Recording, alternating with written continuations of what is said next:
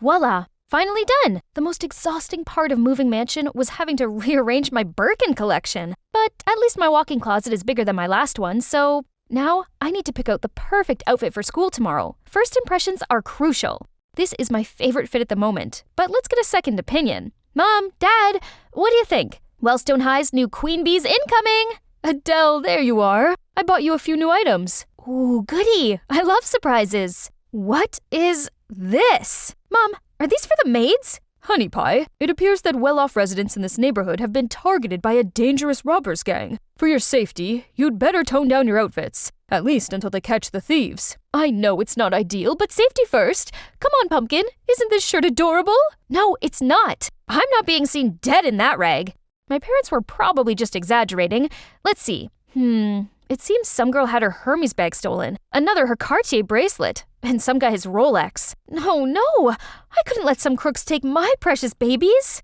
The next morning, I trudged downstairs in those awfully bland clothes. Ugh, they were itchy and smelled so bad. Darling, this will only be for a little while. You're our only angel, and we simply couldn't bear it if anything were to happen to you.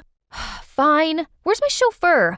I want to take the Porsche today. At least that can still save my grand entrance. Absolutely not. If you do that, you may as well be wearing a beacon to attract those thieves. I think it's best if you take the bus. The bus? Before I could protest anymore, Mom kissed me on the forehead, burst into tears, and ran off hysterically. Have a wonderful day, sweetie. Great. So much worrying for me. Now I had no choice but to find the bus stop, wherever that was. I wandered around the corner when suddenly a deafening scream came from behind me. Thief! Watch out! I spun around to see a guy running towards me, so I immediately sped off. But soon I felt the thief reach me. Terrified, I crouched down, raised my bag. Here, take it! Don't hurt me! But no reply. I peered up and saw the guy was ahead of me and was restraining a bad guy. Turns out he wasn't the thief, and the actual thief wasn't after me. Oops, how embarrassing. Let's just leave ASAP, but I ended up crashing into some flashy car. Are you okay? It's the guy who just caught the thief. I froze. He's so handsome. I was about to reply when the car door swung open, and this angry rich guy stormed over to me. Are you blind? You scratched my car. Pay up. Leave her alone, Bernie. He's handsome and kind, totally different from that arrogant Bernie guy. Turns out he's called Roy. We all go to the same school. Better still, Roy offered to drive me there in his fancy car. What a shame that I bumped into a hottie looking like a mess. If only he knew the real me, he'd fall for me hard. We're made for each other. We even have matching cars. We arrived at school to a bunch of fangirls waiting to greet Roy. Makes sense. He's handsome and oh so rich. What's not to like? Roy told them I was new here, but they didn't seem so pleased to see me. Roy, it's so sweet you're helping out the less fortunate. Ugh, these peasants! If only they knew the real me. To prove to Roy that I was so much better than those other girls the next day, I snuck my designer clothes to school to get changed. When I spotted Roy, I hurried over to dazzle him, but that annoying fangirl Maya interrupted us again. Nice try, new girl, but your knockoff clothes won't impress anyone. You shouldn't judge someone by their clothes. That's very kind of you, Roy. But we both know that only a Chanel girly like me would be a good match for you. Everyone started to make a fuss, but Roy just shooed them away to leave. Ugh, thanks to those wannabes, I'd missed my chance with him. After class, I changed back into my boring plain clothes ready for the bus home. What is this tacky fabric? Suddenly, Roy passed by. Cute shirt. I think it suits you much better. There's nothing wrong with dressing down. It brings out one's natural beauty better. Wow, it seems that rich boy Roy wasn't a show-off. What a blessing in disguise this pretending to be poor was. Roy clearly liked me more this way, so I should keep it up. Once, I pushed a bike to the end of the street and waited for Roy to pass by, so I could make out it was broken and ask for a lift. It's definitely not because I don't know how to ride a bike.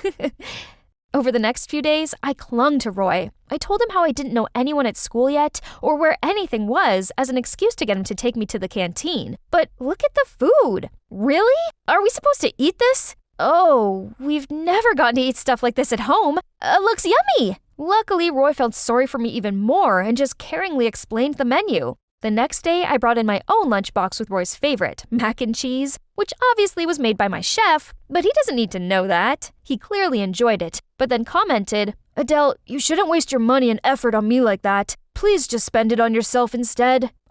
Even though he was wealthy, he was so thoughtful of others. How come I'd never thought of things this way? On the weekend, I went to a fair my parents were sponsoring in a nearby town. I wandered off by myself and suddenly spotted a familiar face selling caramel apples with some kids. Oh no, Roy! What was he doing here? He couldn't see me all dressed up like this. Before I could dart away, his eyes locked directly on mine. Roy! Hello? Why are you looking at me so strangely? This dress. It's handmade. And, my mom found these shoes somewhere. Enough about me. Why are you here? Oh, I'm volunteering at an orphanage.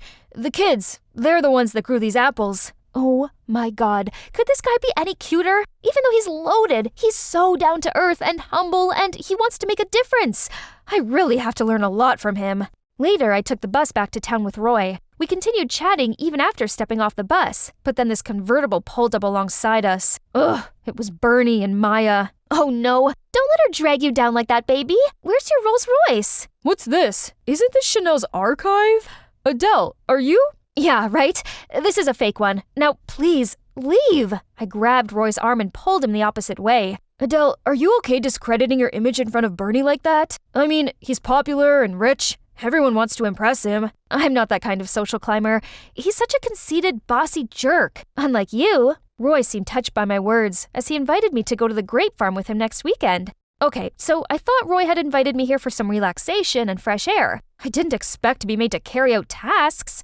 This was probably his way of challenging me, and no chance I was going to fail it. The workers here are immigrants from different countries, but thanks to my extensive traveling, I know quite a bit of foreign languages, enough to ask them to show me what to do, and it just so happens that my parents are obsessed with vintage wines, so I know my Chardonnay from my Cabernet Sauvignon. Oh, these grapes will make a fine Malbec. Ne sais pas, Pierre?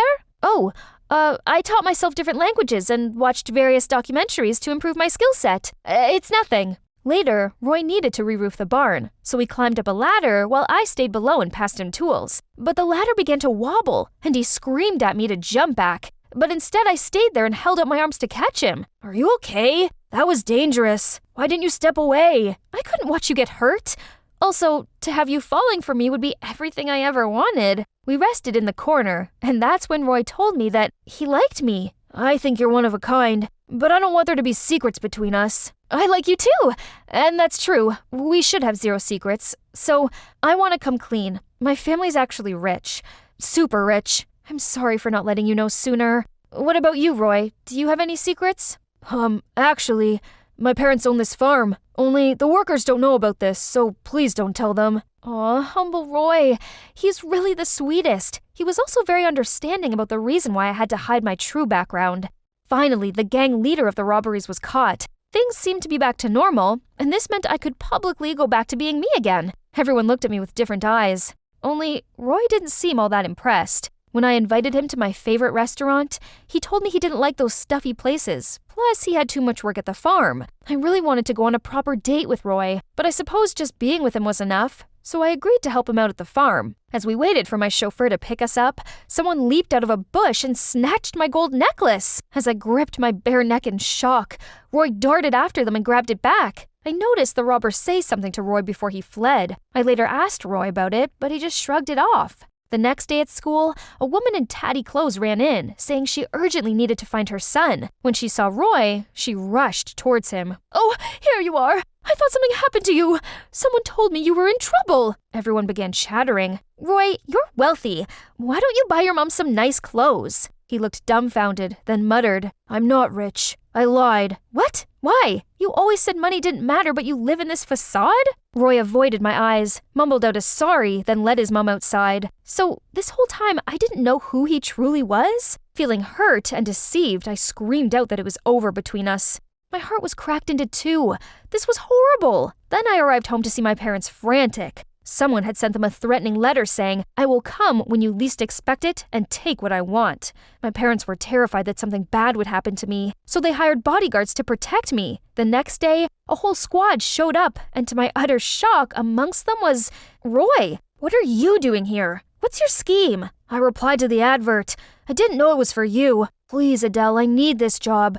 I could really do with the money." I hated that he'd lied to me, but I couldn't be that heartless. So I agreed that he could be my bodyguard, as long as he knew his limit. Having Roy follow me everywhere really sucked. So when Bernie appeared and asked me out, even though I didn't particularly like the jerk, I agreed to it. It felt good to dress up and be taken to fancy restaurants, and it felt even better to see how raging Roy looked. On my way to the restroom, Roy stopped me. "Bernie's not who you think he is. Please stay away from him." I put his words down to jealousy and shrugged him off me. If anything, what he said made me even more determined to get closer to Bernie. So when he suggested I throw a party at my mansion for my 16th birthday and invite all my friends, I immediately agreed. The party was great. It's been a while since I was able to have fun and forget about the recent shenanigan for a moment, thanks to Bernie. "Wait a minute, Bae. I've prepared a big surprise for you." The lights went out, and I waited, wondering what it could be. But it's been a little too long.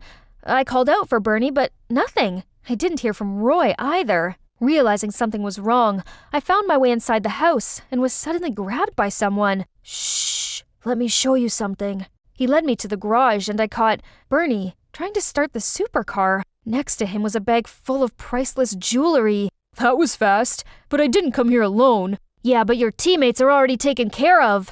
Then Roy opened the garage door and the cops rushed in to arrest Bernie. Outside, I saw a couple of other robbers being led away in handcuffs. "You again? You can act all high and mighty all you want, but you're no different from me." It turns out, even after the leader was caught, the robbers gang was still alive and well, and Bernie was a member. He only pretended to be rich to fool his victims and provide intel to the gang. Knowing my true background, he's the one who stole my necklace. But the mission failed because Roy stopped him. As revenge, Bernie leaked information about Roy's family. "I should have exposed your rich kid facade sooner. I let you off several times out of respect for our close friendship, but you still wouldn't leave me alone." "Close friend?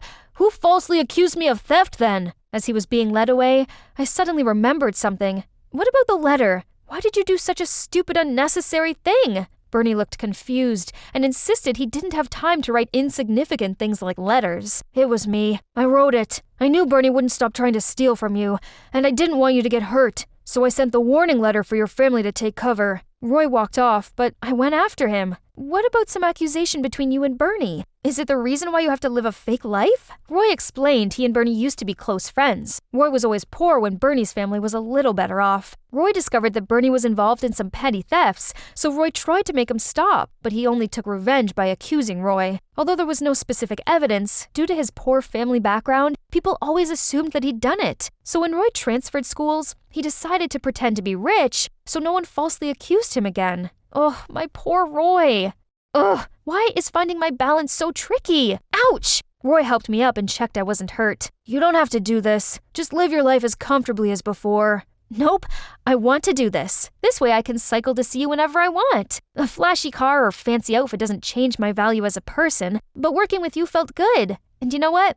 Even though you're not as well dressed as when we first met, I still like you a lot." Oh God, my Roger. Look at him. Those chiseled features and dreamy eyes. No wonder every girl swooned at the sight of him. And, of course, me, his biggest fan, is no exception. You're probably wondering how I got into the backstage area of a star actor like Roger, right? It's simple. His makeup artist is Hannah, and she just so happens to be my big sister. Of course, I had to beg her for days to let me tag along. That's why I have to embrace every second of being this close to my celebrity crush. Hey, are you taking pictures of me? Oh no, busted. I was stammering, trying to come up with some excuse, when to my surprise, Roger lifted my phone and took a selfie. Here you go, baby girl. Next time, just ask. Oh my, there's no denying that Roger is boyfriend material. The girls from my class will definitely be turning green once they know this. Oh, you want some orange juice? No problem, Roger. Just call me your own personal genie. Then I rushed around to find some OJ and hurried backstage to give it to him. But too late, his other fangirls had beat me to it. There were enough juices for him to drink all year round now. Sadly, I turned around to leave, but accidentally bumped into someone. Holy moly, it's Roger! He smiled at me and looked down at the cup of fresh orange juice in my hands. May I borrow your OJ? This is my number if you need it. What does this mean? Have I, an ordinary girl, caught the eye of the hottest guy on the planet? Ouch! This is clearly not a dream. For the rest of the evening, I tried composing the perfect message to him. Ugh, why was it so hard? I must have typed and deleted it at least 100 times. Oh no! I just pressed the send button by accident. Before I could remove that message, he already replied. That's it. There's no turning back now. I tried to calm myself down and went with the flow, which then led us to hours of long conversation. And soon, we were talking every day. One day, out of the blue, he said he wanted us to have a private date. Does that mean our relationship has moved on to the next level? Our first date was at this low-key diner with very few customers. I disguised myself just like what Roger told me to and waited for him. But it's been an hour in vain. Did he really stand me up? I glumly got up to leave when a sweaty, out-of-breath Roger appeared. Turns out he struggled to lose his security guards just to come and see me. Aw, it's so sweet that he went to all this effort for a normal girl like me. No need for a fancy restaurant nor extravagant gifts. This diner was already the most romantic, as I had a real gentleman right here.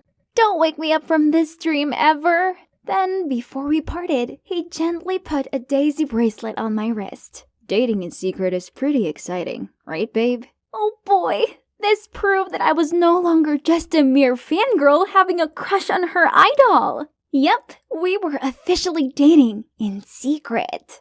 The next day, I arrived at school in the best mood ever. I was singing on the way to class when my friend Alba startled me. Hey, have you watched the new trailer for Roger's upcoming film? It's dope. I booked the ticket for the sneak show already. Pfft, that's nothing. I already got a slot at the movie premiere. Jealous much? Huh, that's the power of a fan club's vice president. And for me, I just had the most romantic dinner date ever with Roger. Oh, of course, that's only what I wish I could say. In fact, I could just smile and then head on to my seat.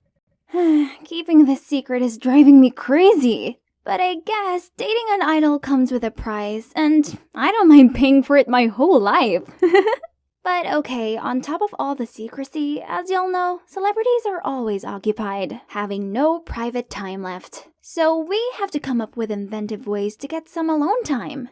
Finally, Hannah had left. Let's see, hair, makeup, clothes, everything was perfect. No one seemed around. Now I needed to hurry to Roger's van. Hey Hannah, why are you still here? Wow, look at you, all dressed up, huh? What's the occasion?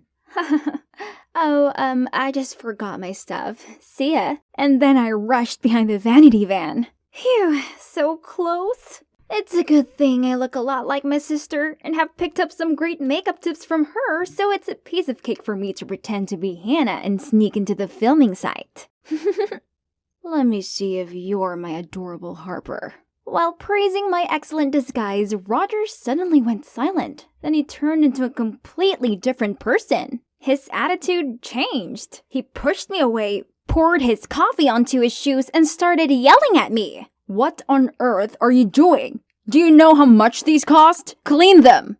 What just happened? I reached my arm out and asked if I'd upset him, but a woman swung my hand away. Take your filthy hand off my son! Oh, it's Roger's mom, Mrs. Walker, the chairwoman of the film production company, known by the entire industry for being a bossy lady who always caused others difficulties. Worse still, the buzzing sound outside also started growing louder. Oh no, I better not cause any trouble here. So I kept my gaze at the ground and frantically apologized. Suddenly, a hand grabbed my arm and pulled me away. It was Danielle, Roger's manager. Don't be bothered too much if he acted a little off. It was just too stressed from work. I'm Roger's older sister, by the way. But we were super close, so I understand him better than anyone. OMG, I didn't know he had an older sister. But I know about you. Every time he sees you, his eyes fill with happiness. It's kinda obvious. You don't have to say anything. I'll keep your love story a secret. It turned out that Danielle knew everything and didn't say a word because she knew it would embarrass us. After that, she drove me home and we exchanged numbers. Roger wasn't being very responsive, so it was nice having Danielle to talk to, as she was very supportive of our relationship and kept me up to date with the schedule. A whole week has passed since that day with no reply from Roger. Nothing. Not a single phone call. I also texted his new phone number that Danielle gave me, but still zilch. Sometimes I don't know if I really have a boyfriend or not. I just want to experience what other couples have. Stop wasting your time fantasizing about a guy Far out of your league. It's so tragic, especially now he has a girlfriend. He's totally betrayed us. What did she just say? Girlfriend? I hurriedly went online and saw a photo of Roger and Jessica, a hot singer, looking cozy backstage. So he was ghosting me to be with her? My heart felt like it was going to burst into flames. I immediately texted Danielle and she replied straight back, complaining that she was also having a headache with Jess's dirty PR tricks to promote her new album. Oh, phew. So it's just a silly rumor. What a relief. Besides, for the past few days, Roger hadn't contacted me at all because he'd been busy filming a new movie in Paris. He would be back soon and he was gonna hold a small meet and greet downtown. Danielle suggested I should show up and surprise him, and she even cleared up Roger's schedule that day so we could go on a date after the event. Wonderful, Danielle! That day, I went to the meet and greet and disguised myself so perfectly that Roger wouldn't recognize me. He would be so surprised to see me here. To be honest, I don't like my man doing all those kinds of air kisses or hugs with fans, but, well, that's his job, and I should be understanding. Besides, I used to fall for these sweet gestures as a fan too.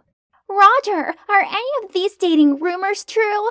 Well, I just thought, I'm better off focusing on my work and you guys. You're my true supporters, unlike all the girls out there who only approach me for fame and money. What does he mean? So he just sees me as one of those cloud-chasing girls out there?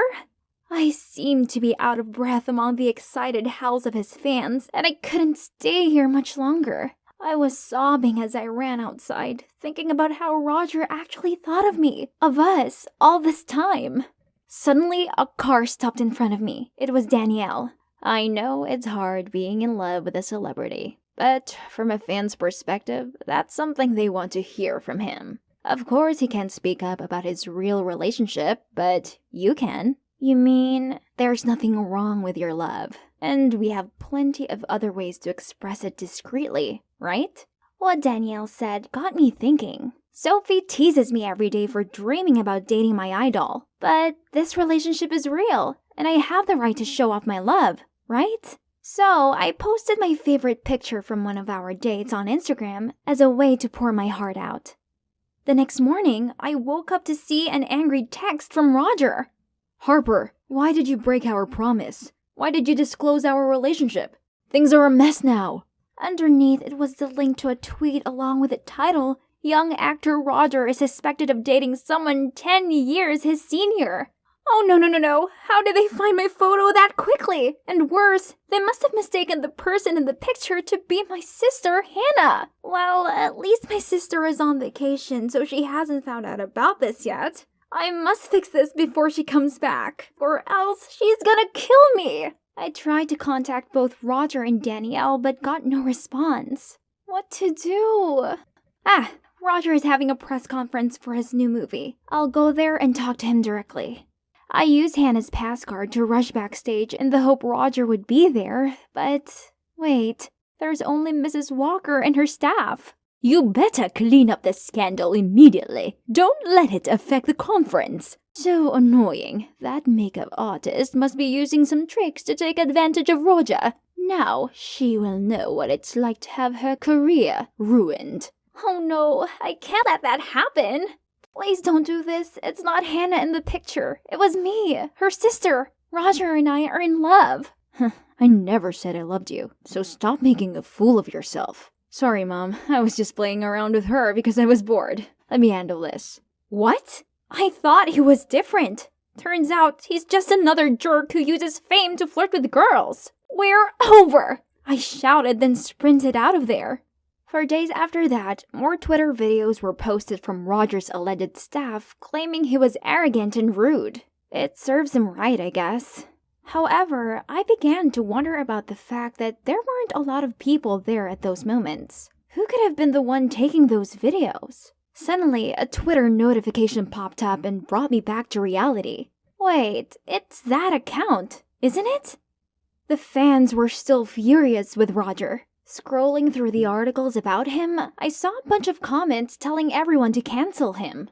They even shared a picture of Roger going to bars and getting drunk the night before his apology press conference. Even though I was mad at him, I couldn't just switch off my feelings. So I took an Uber to the bar to find Roger, but because of my age, the security guard stopped me. As I was trying to find a way to sneak inside, I saw a familiar figure. It was Roger, sitting on the steps of the bar's back door. Hey, you alright? I'll call Danielle to come pick you up. No, please. I'm too tired of having bodyguards and a manager follow me 24/7. I just want to be alone now. Harper, I'm sorry for hurting you all this time. I just want to say it was real. I really do love you. I did what I did because I was so worried that my adoptive mom would harm you if she knew about us. Your adoptive mom? Yeah, I'm not Mrs. Walker's biological son. She recognized my acting talent, so she adopted me when I was 11. Since then, I've been nothing more than a money-making machine to her. He then told me how his pure passion for acting was starting to be worn out by all these pressures of being a celebrity, especially now that he knew someone was behind all the recent scandals. I know who's behind it all, so do show up at the press conference as planned, and I'll take care of the rest. I waited for Roger to finish his apology for all the scandals. Then I went up to address the crowd. All of the rumors are fake. I know this because I'm the girl from the video. And the person who filmed and edited it to make it look bad was his manager, Danielle. I pointed to her, and amidst the gasps, all eyes and cameras shifted to her. What? This is slander. You have no proof. Then I held up my phone and played a video recording of Sophie admitting that Danielle was giving her the videos to upload on the internet. Actually, on the presentation day, Sophie accidentally revealed her secret Twitter account, which was none other than @CancelRoger, the one of the so-called staff. So I confronted her right away and told her that she could be sued for defaming others. When I first heard the rumor about Roger having a girlfriend, I was blinded by jealousy, so I listened to Danielle. Given that she's his manager, how could I not believe that those videos were true? As his fan club vice president, I had my members' best interests at heart, so please, don't sue me. Fine, it was me. So what? I need to show Mom that Roger is not as special as she thinks she is. I knew Roger liked Harper, so I approached her and used the relationship to ruin his career. Then Mom would finally notice me. Whoa, what a twist, right? So what now?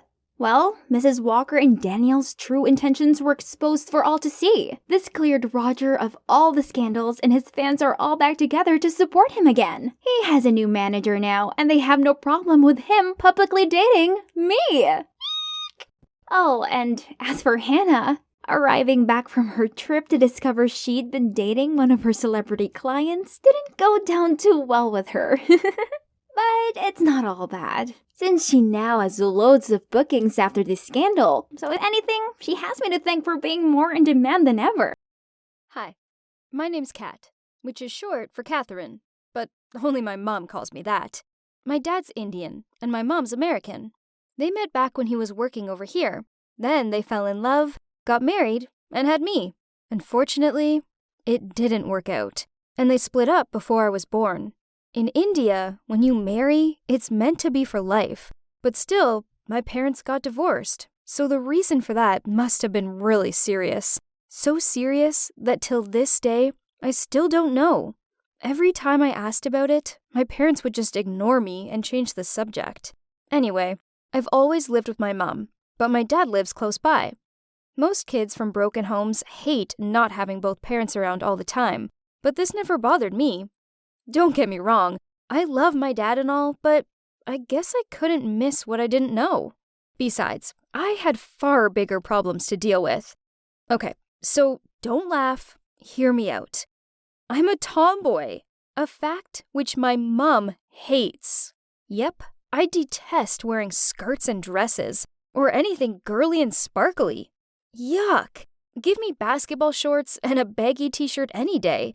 Also, I don't understand why some girls spend ages doing their makeup. Why would I want to make myself look like some living doll just to impress people? Please. I didn't get on that well with other girls. I guess I just had nothing in common with them. I didn't care about shopping and watching rom-coms. Nope. I'd much rather be kicking a ball around or playing video games. My best friend's a boy called Harry, and I've known him for forever. He's the one who taught me how to ride a skateboard. Talk about an adrenaline buzz. Now I pretty much go everywhere on one. I'm like a real-life Bart Simpson. For my whole life, my mom's given me disapproving looks. From the time when I only invited boys to my 6th birthday party, tore the arms off the dolls she gave me, and point-blank refused to move when she booked me in for ballet classes. I just wasn't a tea time with dolls and teddy bears kind of girl, and I didn't understand why she couldn't just buy me trucks and action figures instead. Then on top of that, Mom only dressed me up in skirts and dresses. I had no option but to wear them and endure school feeling so uncomfortable. I mean, have you tried playing soccer in a frilly dress? Talk about ridiculous. The other boys always had to wait for me to straighten out my skirt or try and find the hairpins that kept tumbling out of my hair. I mean, seriously, those things were so lame. By the time I reached 12, I was done wearing girly clothes just to please my mom, so I wore comfy, passed-down clothes that I got from my cousins beneath the hideous dresses and took them off en route to school. I was also so sick of my long, boring hair, so one day I snuck into the barber's after school and got an undercut.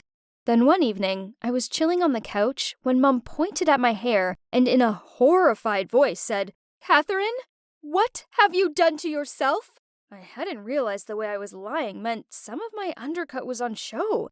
I just shrugged and replied, "It's my hair, so I can do what I want with it." "Why would you want to make yourself look ugly?" she shouted. "It's not ugly. It's cool." My mom looked so shocked. She grounded me for a month, and during that time, she barely spoke to me. The quarreling didn't end there. Over the next few years, it seemed like every little thing I did annoyed her. From chewing on gum to refusing to wear a dress to my cousin's wedding, you name it, it made her mad. On loads of occasions, she shouted at me that she wished I was normal. I didn't get it. My friends and teachers didn't treat me like I was an alien. So why did my mom? One time, when I was about to leave and go and skateboard with Harry, she actually accused me of being a lesbian. I just rolled my eyes at this. For the record, I'm not. I've had crushes on boys before. Anyway, my dad was a lot more chilled than Mom. He's totally okay with me being a tomboy.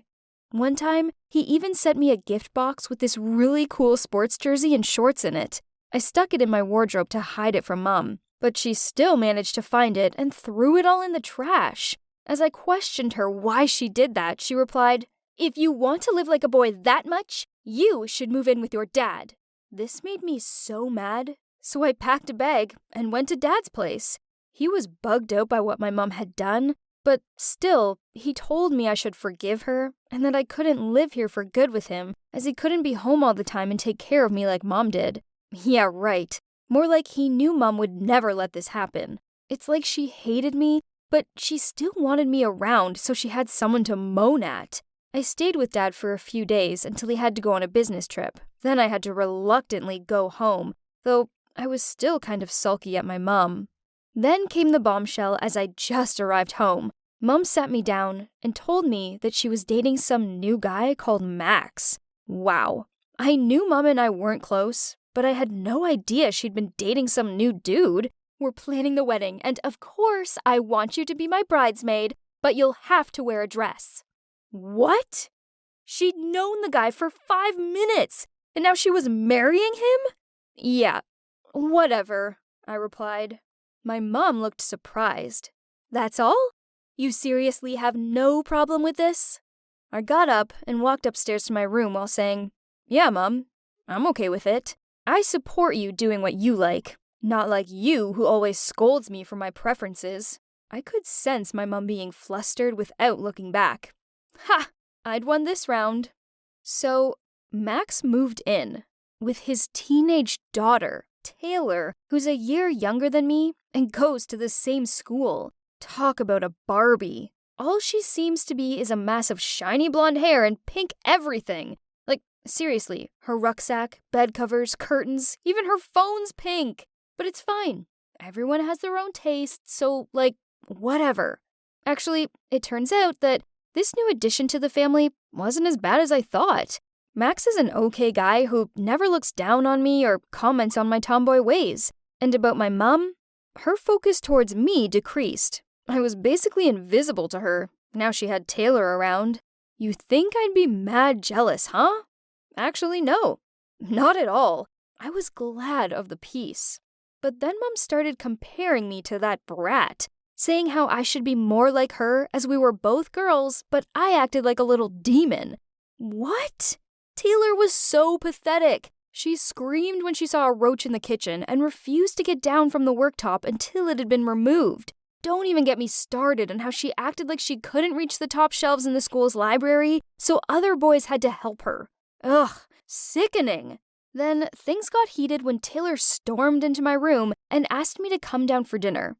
Well, I probably was playing my music too loudly to hear her knocking on my door, but still, she wasn't welcome here. Then she took a quick look around my room. Okay, I'm not exactly the most organized person, but I know exactly where things are. I asked her, "What are you gawping at?"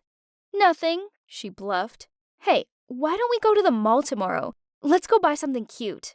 I need new clothes, and looks like you could use some help too."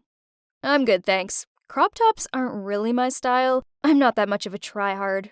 I smirked at her.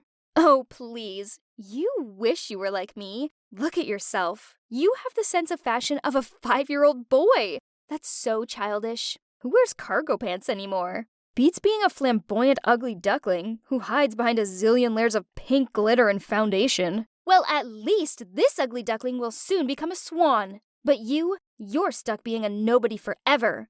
No wonder Mom hates you." I stared at her with hatred. Who was she to judge me in my own house? I needed to teach this brat a lesson. I charged towards her and yanked back her hair. She yelled at me to stop. Then at that moment, my mother appeared and shouted at me, "Catherine, stop this at once! You need to grow up." "Me?" I shouted back. "She just told me you don't love me."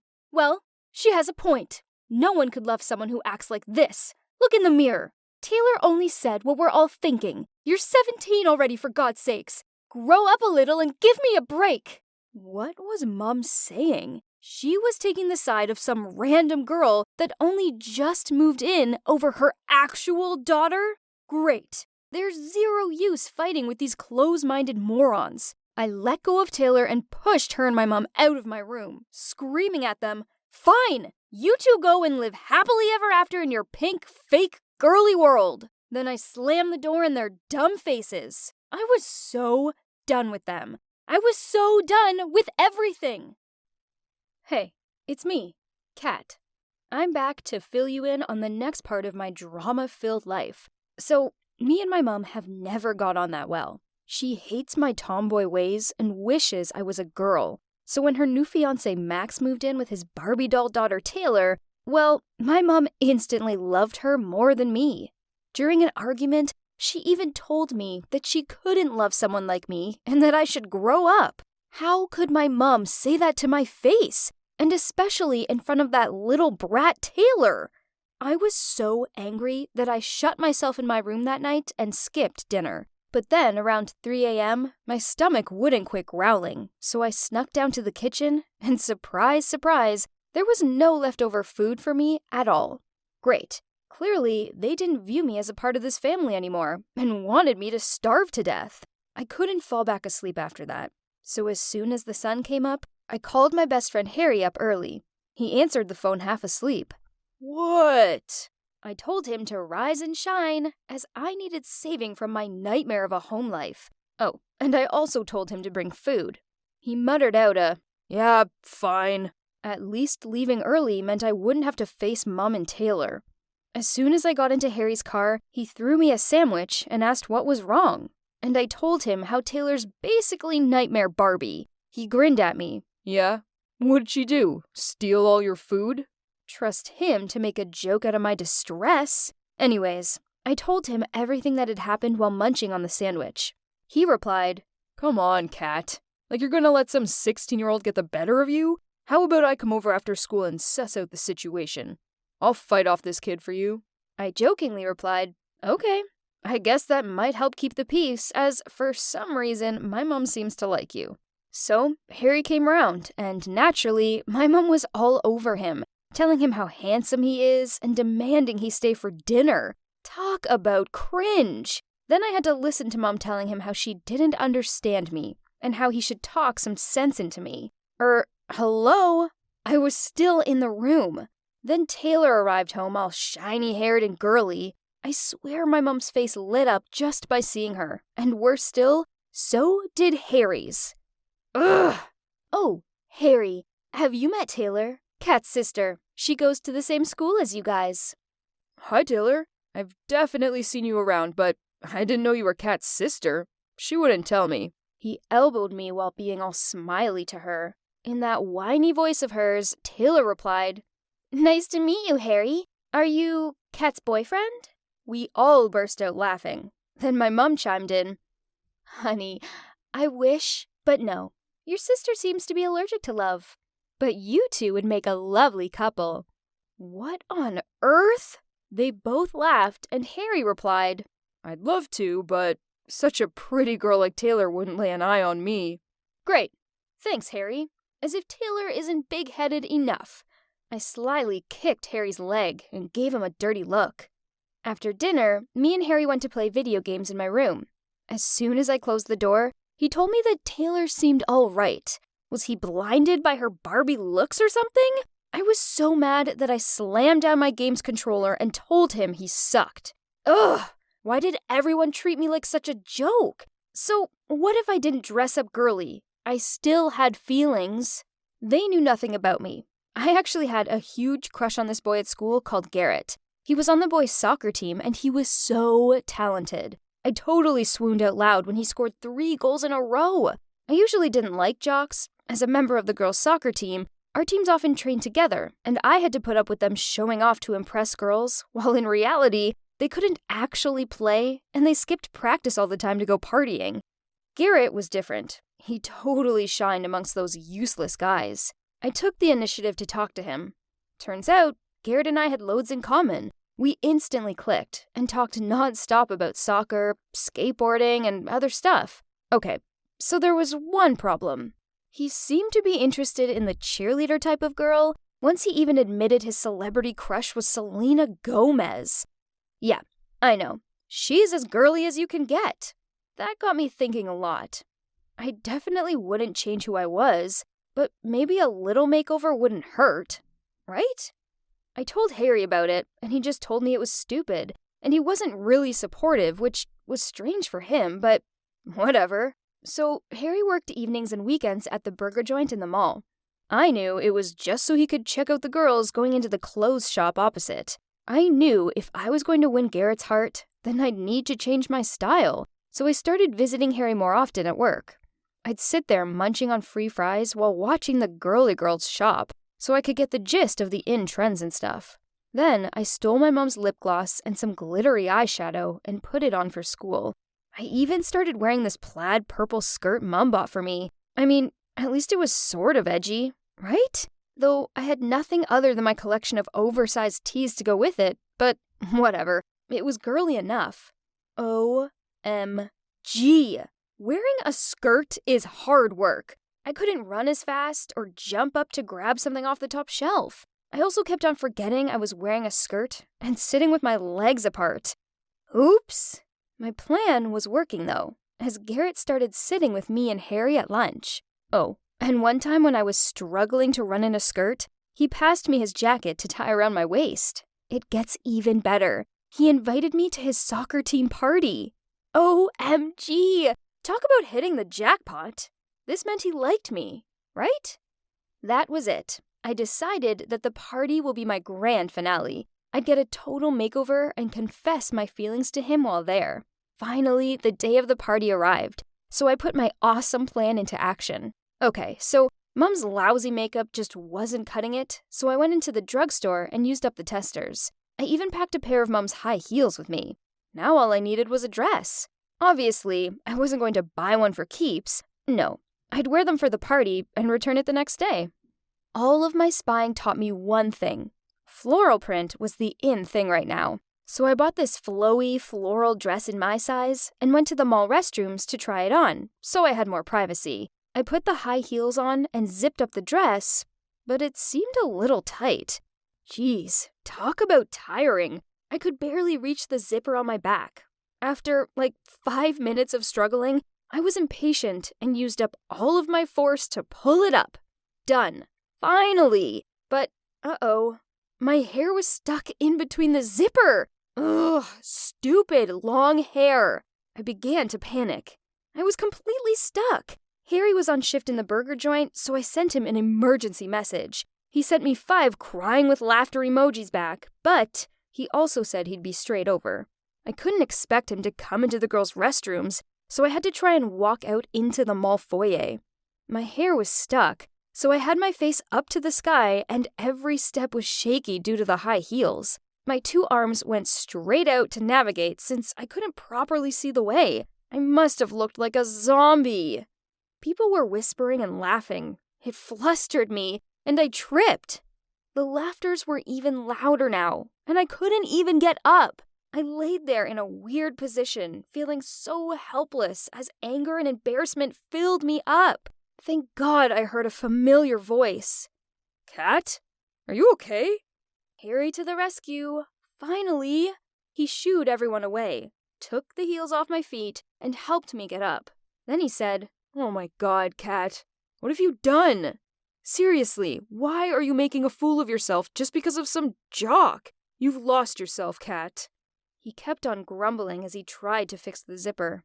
Great! As if I wasn't already miserable enough. He was treating me just like my mom did. I was so angry, I pushed him out of my way as soon as he was done with the zipper, then stomped off.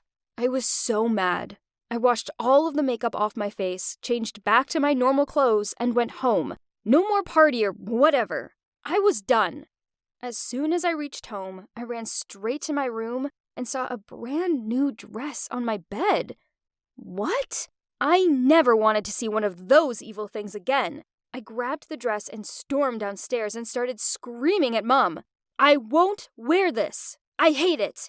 I will never be like Little Miss Perfect Taylor, so please stop." I expected Mom to yell back, but to my surprise, she didn't. She told me that Harry had messaged her telling her what had happened. Oh my God, Harry, you snitch! I pulled out my phone and was about to dial the number to yell at him. Mom stopped me and continued. "He's worried about you, honey, so he asked me to help you out. I saw this dress in a shop the other day and bought it for you to wear to my wedding, but I think today is a special occasion too. Put it on and go tell that boy you like him." Mom hugged me. Wow, talk about an emotional roller coaster. I was so touched and embarrassed about my thoughts and actions, so I agreed to let Mom help me curl my hair and apply my makeup, and I wore the dress she bought. I actually looked pretty cute, not gonna lie. She looked so happy and wished me good luck as I walked out of the house in ballet pumps, not high heels. Those things are evil. The party wasn't till later, so I texted Garrett and told him to meet me at the coffee shop around the corner. Everything was set. There's only one last step left. Hey, Kat here again. Are you ready for the next part of my story? If you haven't seen the first 2 parts, then what are you doing? Go and watch them right now. But if you have seen them, do you remember what happened to me?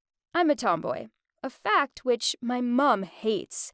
Then her fiancé Max moved in with his girly daughter Taylor, and Mom clearly favored her over me. If this wasn't enough to deal with, I was then in an embarrassing situation at the mall while trying to be girly to impress this cute guy called Garrett who's into girly girls. So after the rescue of my best friend Harry and some help getting ready from my mom, I arranged to meet Garrett at the coffee shop so I could tell him exactly how I felt about him before his soccer team party. As I walked up the street to meet Garrett, I felt so happy. I'm sure it would be a surprise for him to see me dressed all girly, and he'd be into it. Then we'd kiss. Wow, that sounds great. I was the first one there, so I grabbed a hot chocolate and waited. Geez, that 5-minute wait felt like 5 years. Then he strolled through the door looking so casual but cute. He looked me up and down and then said, Kat, you do know the party later is just a casual hangout? I kept my cool as I replied, "Oh, this old dress? It's just something I threw on in a hurry." He ordered a drink, and we talked for a bit. I knew it was the only chance, either now or never, so I just came out with it. "Look, Garrett, I think you're cool. Really cool, in fact. I have a crush on you. No, I think I like you a lot." He looked a little flustered, but surely this was totally normal, as he was just digesting my words, right? After a few minutes of silence, he gave me an awkward look as he said, Kat, I think you're great, but you're not my type. I just see you as one of the boys. "I'm not his type? And he just sees me as a boy?" I sat there completely heartbroken. Each word he said felt like a sharp knife stabbing into my little heart. I immediately stood up and asked him, "What, you don't think I'm a girl? I'm in a dress, for goodness sake. If I'm not girly enough for you, then who is?"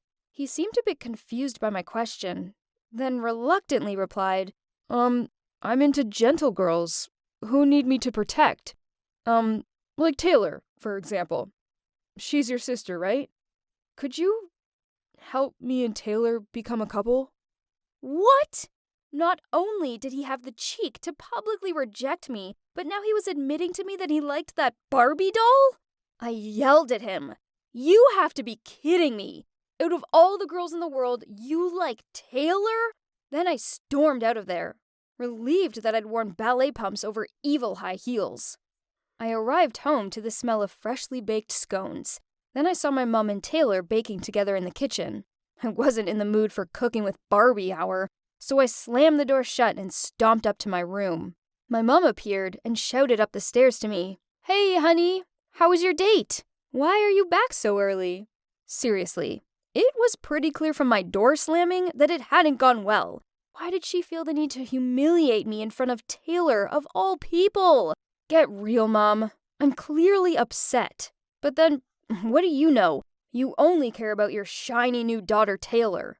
I ran into my room to change out of that damn dress I was wearing. Then I threw it down the stairs at her and yelled out, "It's your dress, so take it back, and play dress-ups with her instead." My mom looked hurt, and at first, I felt a little bad. But then she shouted back, "Why can't you just act like a normal girl and grow up? If you stopped being so selfish and made an effort with your appearance, your date might have gone better." Then Taylor continued, "Don't be too much for Mom. She means well. If that boy doesn't like you, then that's your issue, not hers." What the hell? How dare this nobody blame me? And why was she calling my mom Mom? I didn't call Max Dad. Ugh, she was the worst person in the world. I hated her. I wanted her to go back to Barbie Land and never come back. I stormed out of the house and took the bus to my dad's house. I tried to hold back my emotions so that I wouldn't burst into tears, but honestly, I had nothing. Garrett had brutally rejected me in favor of Taylor. I was still in a mood with Harry, and Mom had made it clear I was an embarrassment to her. The worst part was Harry had been right. I had lost myself. I was not myself anymore. I showed up at Dad's, and as soon as he opened the door, I burst into tears and hugged him. I told him everything and begged him to let me live with him. Dad tried to analyze everything for me. After a while, I calmed down and realized that, okay, maybe I was a bit sassy with Mom. Then Dad said, "Actually, Kat, there's something I wanted to tell you. I really still love your mom and want you to help me get back with her." Whoa! I wasn't expecting that, but I was totally down for helping him. Goodbye to Barbie Taylor and hello to a proper family. Dad allowed me to stay for the night to let the tension between Mom and me calm down. His apartment was on the small side, so I had to sleep on the couch. But I didn't mind, as it meant I could stay up watching movies all night without Mom moaning at me that I needed my beauty sleep. I arrived home the next day to Mom and Max cleaning the house together. They were laughing and joking around and, yeah, okay, they looked really happy together. But Dad deserved this happiness more, right? I greeted both of them, but only Max replied. My mother ignored me like I was invisible. She must have still been mad at me. So all this tension wasn't a part of my get Dad back with Mom plan. So before I left for school, I walked up to Mom, said sorry, then kissed her on the cheek. Cheesy, but worth it. Then, as I was rummaging through my locker at school, I felt someone pat me on the shoulder. I turned around to see that it was Harry. "Kat, I'm sorry," he said. I turned around and continued to look through my locker. I'd forgiven him already, but I wanted to make him sweat a bit first. "Come on, Kat. I won't be able to study if I know you're mad at me, and my grades will suffer." I laughed and said, "Take me out for ice cream after school, and I may consider forgiving you." "I think I can manage that." He smiled at me. After school, we went to the ice cream shop nearby. My mood was so good, and I told Harry all about my plan to get Dad back with Mom. He wasn't so sure about it, but regardless of this, he promised to have my back. So, I had an ally, and the plan to heal my parents' feelings officially began. First, I invited Dad over for dinner. Mom wasn't overly impressed, but she couldn't say no. After all, he was my dad. During the meal, I went on about past stories, such as the time we all went on vacation together for my 7th birthday, and Dad lost his swimming trunks in the sea. My parents and Max just laughed, but I could make out the annoyed look on Taylor's face. After the meal, we watched TV together, and Taylor volunteered to make drinks for everyone. Then she brought out 5 glasses of orange juice. Dad took a large sip of his, then immediately spit it out all over his clothes and rushed to the toilet. Turns out she'd put mustard in my dad's glass, but neither Max nor Mom said anything about it. Damn little Taylor. Then one night, when I knew that Mom and Max were going on a private date, I deliberately hid Max's key.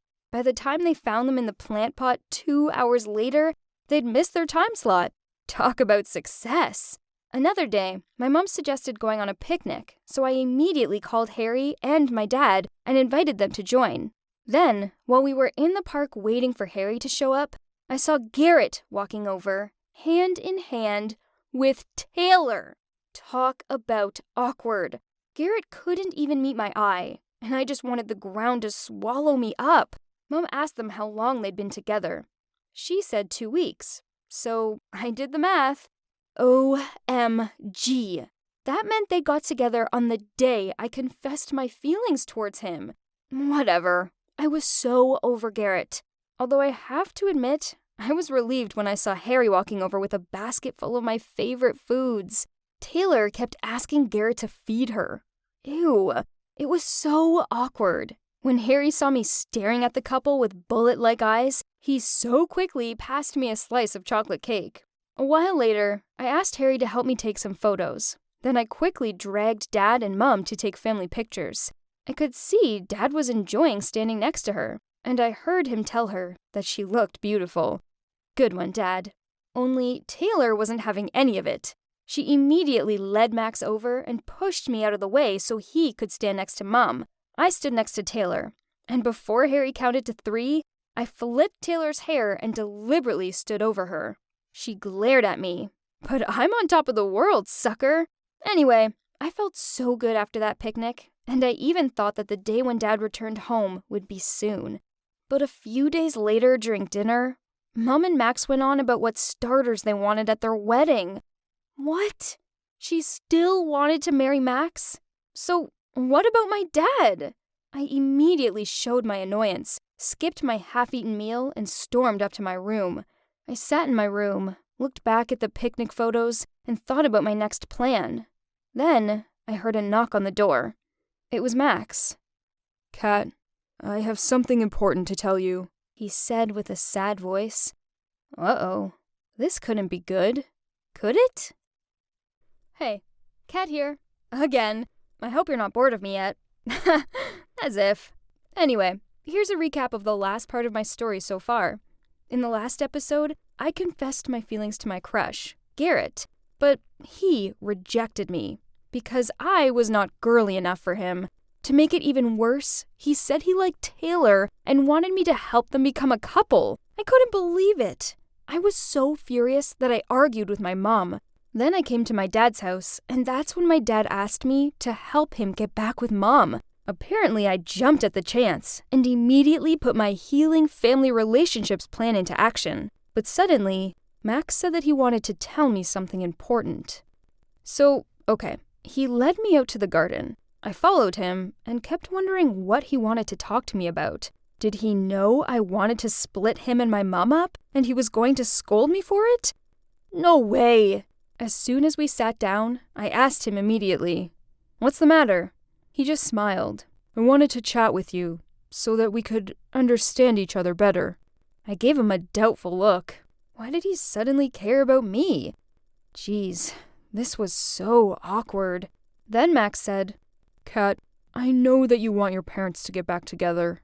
He hesitated a bit, then continued, "I don't dare to say that I'm better than your dad, but, we are all from broken families, and I just want to give you, your mom, and Taylor a happy home life. So, I hope that you'll accept me and give me a chance." I didn't know how to reply to him. Okay, so I knew that Max truly loved my mom, as he always looked at her affectionately. But what about my dad? He was miserable without Mom, and if given the chance, he would definitely make us happy. As for Max, I was sure he'd have no trouble finding someone else. Okay, so I might have said Max was kind, but the reality was he wasn't right for Mom, but my dad was. I mean, they had history, and they had me. The wedding day loomed closer, and Mom and Max grew even soppier together. I wanted to cancel the wedding, but it seemed impossible. But then I realized something. Maybe I could somehow delay it? I had thought seriously for a few days. Then I came up with an idea. I would pretend to break my leg. If I couldn't come to the wedding, my mom had to postpone it, right? OMG! I was absolutely a genius.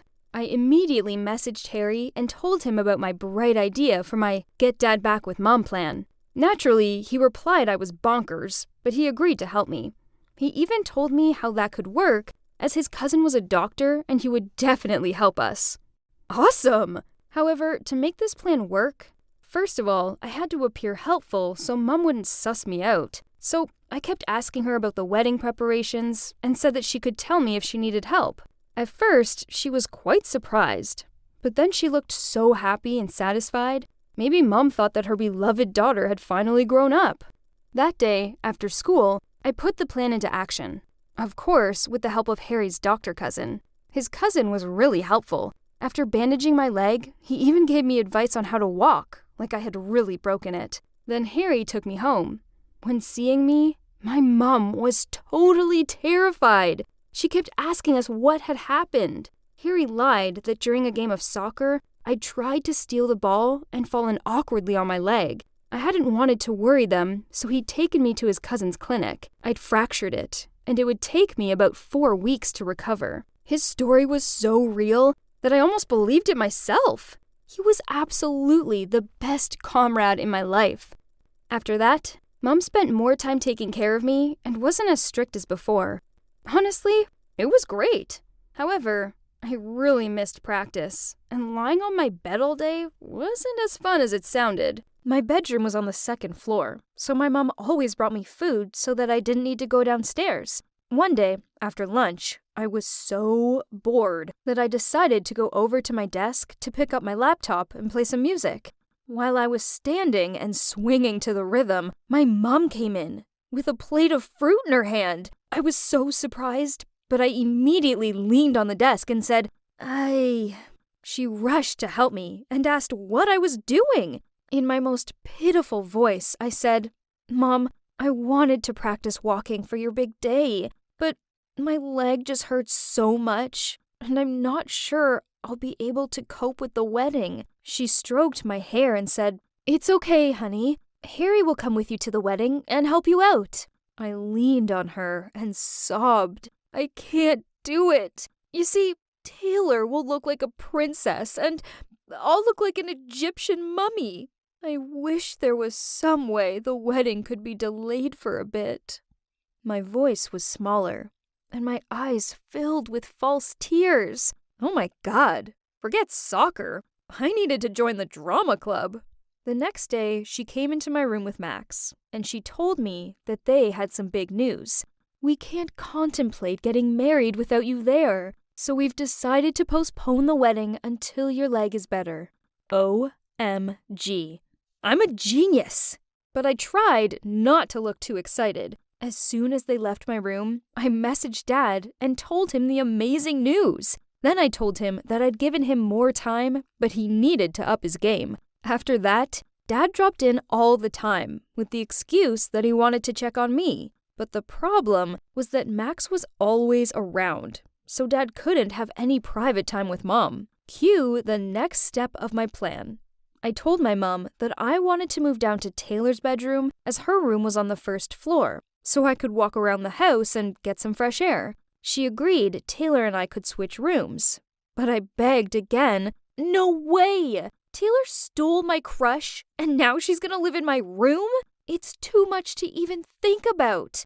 Why don't you tell Max and Taylor to move out for a while? At least until my leg's better. Whenever I see Taylor running and dancing around, it bugs me out. She's so insensitive. Mom looked flustered, but she tried to keep calm and persuaded me to exchange the room with Taylor, just until my leg was better. At that point, Max came in. Turns out, he'd overheard our conversation. He turned to her and said, Mary, I think Taylor and I should go and stay with my parents for a while. Then, when Kat's all healed up, we can come back.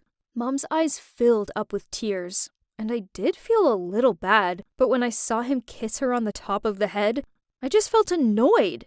Mom belonged with Dad, not him. That night, while I was lying on the bed and texting Harry, Taylor stormed in looking furious.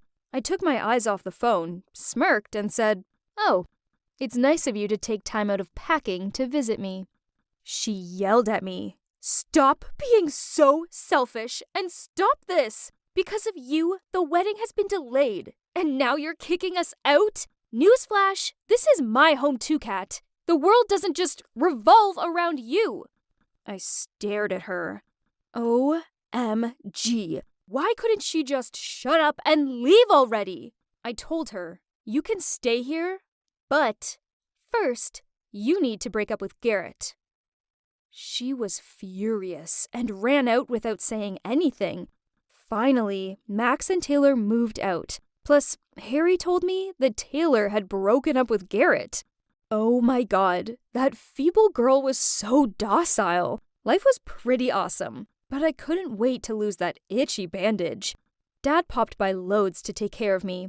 He even brought some cherry cakes and tulips, my mom's favorites for her. I felt like after all these storms, my family were finally reunited. Then, after a whole agonizing month, it was time for the bandage to go. Of course, I couldn't go to the clinic with my mom, so I came up with some excuse that I wanted to eat her clam soup when I got back. It worked, as she called Harry to go with me. When the bandage was removed, I cheered, and Harry laughed at me. I hope it was worth it, Kat, he said. It totally was. I winked at him. I arrived home expecting Mom to greet me excitedly, but she wasn't in the kitchen.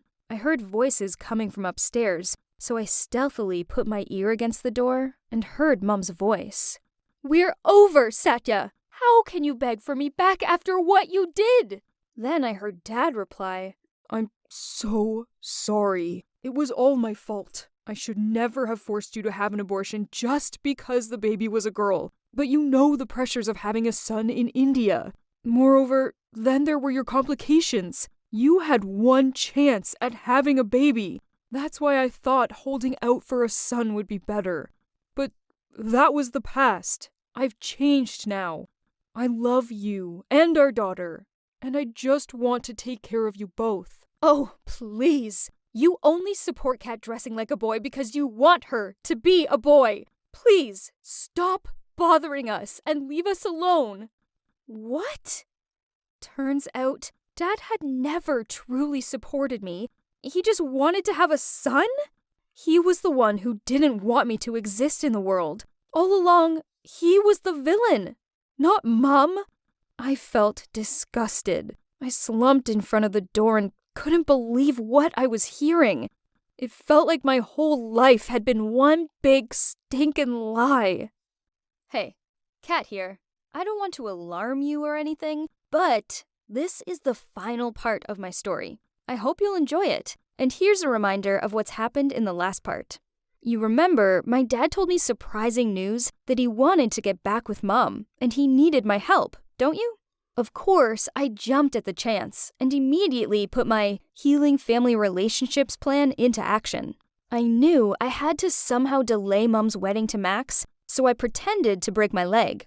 My plan was totally working, as not only did they postpone the wedding, but Max and Taylor moved out to give me time to heal. I was very satisfied because everything was going as I planned, when suddenly, right on the day I had the bandage removed, I arrived home to hear the awful truth that shocked me to my core. My dad didn't want me to exist in the world because I was a girl. As soul-destroying as it was, I continued to listen to Mom and Dad's conversation. I heard Mom say, "I will never forgive you and never forget the moment you wanted me to get an abortion. Never! So don't think I will ever let you come back to this family." Dad replied, "Mary, please, I beg you." I'd heard enough, so I ran into my room. It all made sense now. No wonder Dad supported my tomboy style, because he desperately wanted a boy. As for my mom, she tried to make me dress up like a girl to get revenge on him. Feeling unwanted and unloved, I packed some clothes and quietly left the house. Normally, when I was upset, I would run to my dad's, but that option was out, obviously, so where could I go? Then I thought about Harry, so I called him to pick me up, and I just told him that I felt really bad right now and wanted to run away from home. Without knowing what the exact problem was, he showed up and drove us to the beach. He bought us loads of snacks, and we sat there in silence and watched the sun go down. Then Harry turned to me and said, "Are you ready to talk about it now?" I sighed, ate a handful of Cheetos, then told him everything. I still can't believe it. My dad, the person I love the most, didn't want me at all. Then my mom just used me to make him suffer. Talk about exhausting. It's best if I disappear from their lives. It's not like I'm wanted here anyway. Harry listened. He looked shocked, but he didn't interrupt me. Then he patted me on the back and pulled me in for a big hug.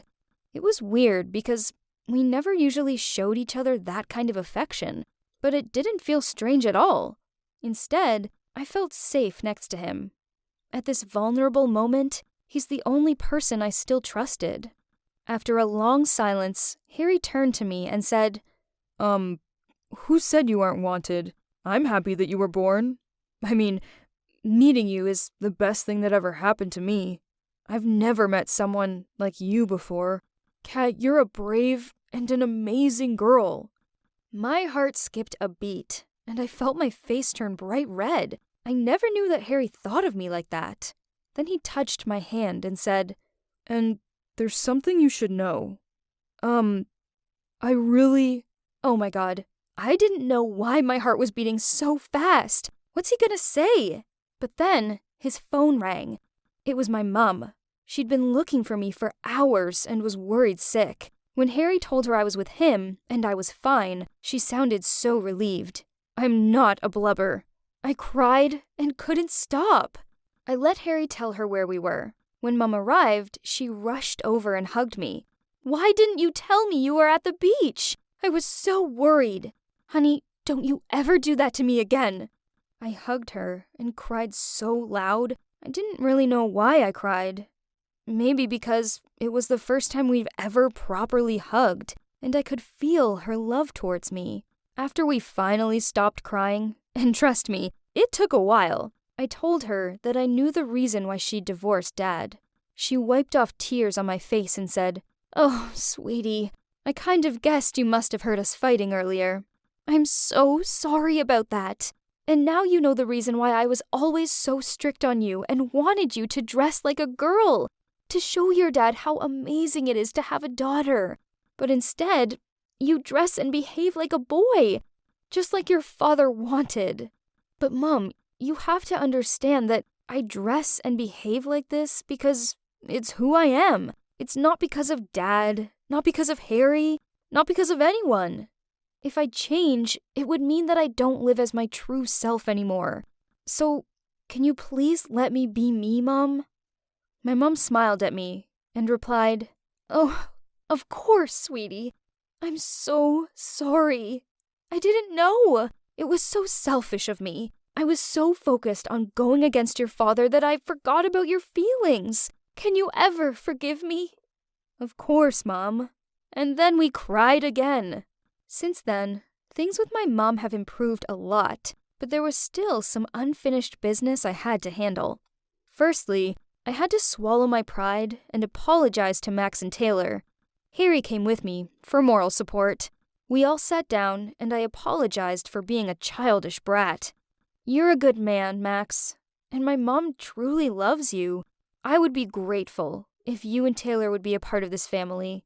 Can you two please come back?" I said. He looked shocked for a moment, but then he smiled at me and said, "With pleasure. I miss your mom so much, it's driving me crazy." "Yep, he's been so miserable without her," Taylor added.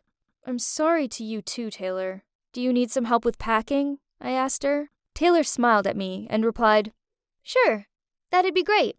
So, Mom and Max had a small ceremony in the end, although I still ended up wearing a dress, but hey, it was an exception for Mom's special day. It was a beautiful ceremony, and Mom looked amazing. Next, I had to make Taylor and Garrett get back together. I went to see Garrett at school and told him that it was all my fault Taylor broke up with him. He looked quite shocked, but at the same time, he was also happy to hear me say that. Well, that was such a relief. I felt much better now, knowing that I cleared up all misunderstandings between them. Then, when I was having lunch with Taylor in the cafeteria, he walked over with this enormous bouquet of roses, passed them to her, and asked her to be his girlfriend again. Taylor looked so surprised, but then she gave me a worried look. I smiled and said, "It's okay. You two are meant for each other." She was so happy she hugged me. I guess it was good to see her happy. And last but not least, I had to finish off the beach conversation with Harry. Obviously, I couldn't let that slide that easily. I've been thinking about it a lot, wondering what could it possibly be. Geez, why does it feel like my whole body is heating up every time I think back to that moment? I asked him to come to the beach, where I prepared a blanket on the sand with 2 cans of Coke and a huge pizza. His face lit up when he saw the setup. We had an awesome time and didn't stop laughing, even when Harry teased me by reminding me how I'd worn a dress to impress Garrett. I looked Harry in the eyes and said, "Thanks. Thanks for always having my back when I needed. And, meeting you is also the greatest thing that ever happened to me. You're the only one who accepts me for who I am." He touched my hand and said, "Kat, last time, I wanted to tell you something. I really like you, and I want us to be more than friends. Will you be my girlfriend?" Oh my God, this was crazy. Suddenly, I felt so shy, so I gently punched his arm and turned away, looking elsewhere so he couldn't see I was blushing like a tomato. Then I said, "Okay, fine, but it's just because I pity you." He laughed and hugged me. It felt so good being in his arms. Life was pretty great. Finally, but there was just one last issue to resolve. My dad. I went round to his place and we had a super long talk. He admitted he messed up and apologized for what he'd done in the past and for trying to get me to split Mom and Max up. He told me that it didn't matter if I was a boy or not. He will always love me and is very proud of me. So, as you can see, it's been a whirlwind, but it all worked out in the end. I have the best boyfriend ever and an amazing family. I've been through a lot, but all I'm gonna say is never change who you are just to fit into the norm or to please anyone. Be yourself and the right people will love the real you. If they can't accept you for who you are, then they're just not worth it. Hey you! Quit standing there and come clean my locker already! You're destined to be a maid, just like your mom. Suddenly, a whole group of kids erupted into laughter, and I just froze. I glanced back, wondering how they knew my secret. But then I realized they were mocking some other girl. Phew, what a relief. This new school seemed intense, and when I walked into the classroom, 3 of my new classmates wouldn't stop staring at me. But I just ignored them. But at lunch, one of them came over to me and said, I guess your family is super rich, right? I didn't know what to say, so I just replied with, no, they're kinda normal. Why? Then he raised his voice. How dare you try to sit here then? This is our table. Move! I immediately got up and ran to an empty seat on the corner table. That's when some kid told me that the 3 rich kids were Brent, Sophia, and Jasmine. He told me that the best way to stay out of trouble was to avoid them at all costs, because their parents basically funded the whole school, and so everyone had to respect them. But I couldn't avoid them, because the very next day, Sophia came running up to me and said, Why do you keep your family a secret? Come on, spill! I freaked out. Why did she suddenly ask me that? But then Jasmine appeared and said, Girl, that bag you wore yesterday is totally sold out. How did you get your hands on one? Oh, right. They were probably talking about my Insta post from yesterday. And so I said, Oh, my dad bought it for me in Paris. Sophia's eyes went wide and she said, OMG, your dad is so cool. Why are you wearing it today? Shoot, they were going to catch me out. I had to think fast. My parents don't want me to show it off, so they said I can't bring it to school. Sophia and Jasmine burst out laughing and said my family sounded cool but weird. If only they knew the truth. The bag wasn't even mine. It was just from a modeling job I did to make some extra pocket money. In fact, my parents were super poor. My mom worked as a maid, and my dad was a security guard. Obviously, I couldn't afford fancy designer bags, but the rich kids didn't need to know that, right? At lunch, I saw them walking towards my table, and Brent said, What do your parents do? Just tell us. We won't tell anyone. I told them my dad was the CEO of a big fashion company, and my mom worked at the Ministry of Foreign Affairs. I wasn't proud of my lie, but the alternative was being treated like the girl I saw on my first day at this school, and I didn't want that at all. They all looked amazed, and Jasmine said, That makes sense why you're so pretty and smart. Then Brent jumped in and said, But then why are you a scholarship kid, I just smiled and kept quiet. I couldn't think of a good lie and didn't want to take this any further. I thought they would leave me alone after that, but they kept approaching me and even started to ask me to join them at their rich kids' table. I couldn't say no, but when they asked me to hang out on weekends, I made up excuses. Not because I didn't want to join, but because there was no way on earth I could afford it. I didn't even dare to ask my parents, as they were working so hard to save up for my college tuition. I was so afraid of my lies catching up with me, so whenever I modeled for high-end stuff, I'd post a pic to my Insta. One time, I shared a photo of me wearing super expensive heels and captioned it, Thanks, Dad. Love you. Sometimes, I even took it to the next level and edited travel photos, so it looked like I'd spend the weekend in Paris. And one time, I even photoshopped me driving in a Lamborghini. It was a lot of effort, but it was better than being mocked for being poor, like what happened to me in my last school. I couldn't go through that again. One time, I decided to go shopping with them, and it was crazy to watch them buying everything in sight without even thinking about it. I couldn't even dream of a life like that. But when we got to the bag shop, Jasmine pointed to a fancy-looking bag and said she'd bought it yesterday. Then she asked me, You probably already have it, right? I just grinned and said, Yep, my mom bought it for me last time she was in Milan. But then Jasmine said, Yay! Okay, cool. So let's both wear them on Monday. Everyone will be jealous. That weekend, I felt sick. I had to buy that bag. I decided to raid my piggy bank, but when I got to the shop, I realized I only had 1/10 of the amount needed. I was so shocked. Who would spend that much on a bag? While I was standing there, a woman came in and bought it without hesitation. Why was it so easy for rich people? I decided to follow her just out of curiosity and saw her going to the restroom. I couldn't believe it. She just left her new bag by the sink and then went into the cubicle. I looked around and saw the coast was clear, so I quickly grabbed the bag and walked out of the restroom.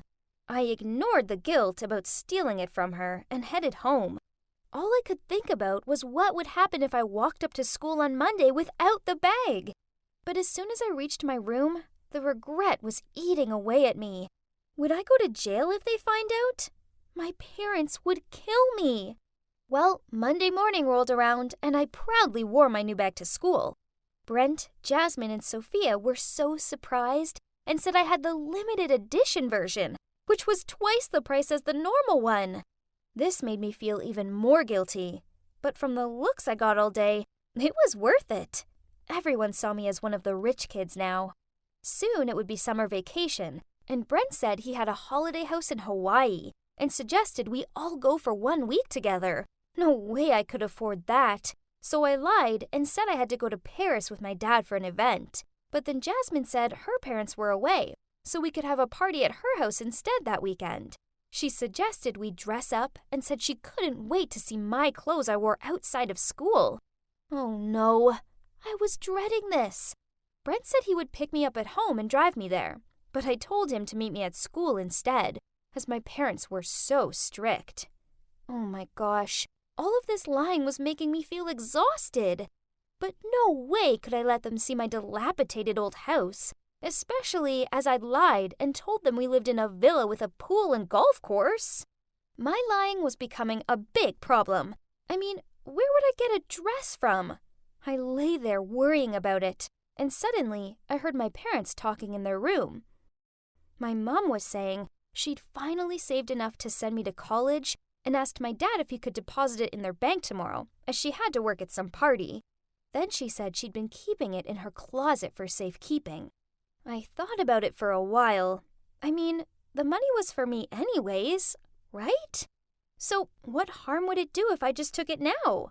The next morning, I snuck into their room and took all of the money and rushed out to the mall to buy a gorgeous purple dress and sparkly shoes. This was absolutely the life that I deserved. After that, I took an Uber to school, where Brent, Jasmine, and Sophia picked me up. I had like a million missed calls from my mom and dad, but I ignored it and turned my phone off. I just wanted to enjoy a full day living like a true rich kid. Brent drove us towards Hampton's Country Club, and I couldn't believe it. Jasmine's family owned this place. Wow!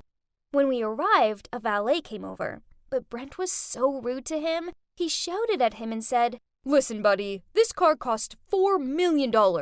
If you even leave one tiny mark, you'll be paying for it for the rest of your life." I turned around to see the valet's reaction. Then my jaw almost hit the floor. It was my dad! He saw me and looked surprised, but before he could say anything, we walked off. We hung out in the country club for a bit. Then in the evening, we drove to Jasmine's house. Her place was insane. She had a tennis court, her own cinema, and don't even get me started on how many cars her family owned. We sat down to eat in the dining room, and I kid you not, there were 4 maids waiting to serve us. We each had our own one. I was too busy being shocked to notice my maid walking towards me. But then I heard a familiar voice. "Sweetie, what are you doing here?" Mom? I was horrified. The party she'd mentioned yesterday. This was the party. Oh no, this was a disaster. Jasmine looked surprised and said, "Do you know her?" So I said, "Oh, she used to be a maid at our house." My mom looked crushed and said, "A maid? How could you say that?" Then Jasmine got annoyed and said, "Don't you dare speak to my guest like that. Get out of my sight." My mom ran off, almost in tears, and for the next little while, Brent and Sophia treated her terribly too. Brent even asked her to clean his shoes. My mom was being treated like this all because of me. I could see she was really upset, and she accidentally dropped some sauce on Jasmine's dress. And then Jasmine just lost it. She pushed my mom and screamed, "Are you crazy? Do you know how much this dress cost?" Well, that was it. I'd had enough. I ran over and helped her up. "Mom, are you okay?" "Mom?" Jasmine, Brent, and Sophia all shouted. So I said, "Yes, she is my mom. And how dare you treat her like that?" Tears were pouring down my cheeks, and I felt so humiliated. Needless to say, they kicked us out, and Jasmine even threw some $10 bills at us and said, "Take it. Go back to your broken down house. You're stinking up our air." I couldn't stop crying. It was exactly how they treated that girl on my first day at school. I didn't have much choice but to tell my parents the truth. That I'd lied to everyone, stolen the bag, and even stolen their money just so I could pretend to be rich. I'd never been so ashamed in all my life, especially after everything my parents had done for me. It took some time, but they eventually forgave me, and we moved to a small town out in the countryside so I could start at a new school.